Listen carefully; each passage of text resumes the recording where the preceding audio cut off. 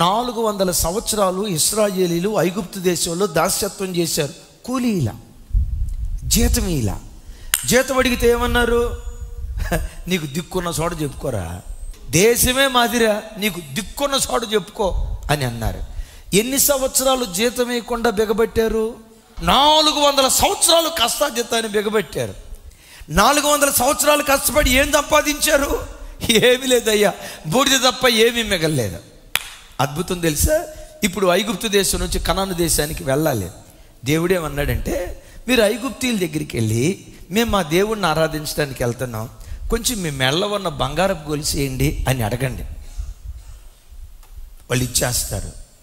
కూలే బిగబట్టిన వాళ్ళ దగ్గరికి వెళ్ళి మీ బంగారపు గొలుసేయండి అని అంటే ఎట్టిస్తారయ్యా? నువ్వు అంటాం, మేము వింటాం, నువ్వు భలే ఓడివయ్యా. వాళ్ళు కూలే బిగబట్టిన బ్యాచ్ అయ్యా, నువ్వు ఊరుకో భలే చెప్తున్నావు. డెఫినెట్గా నేనైతే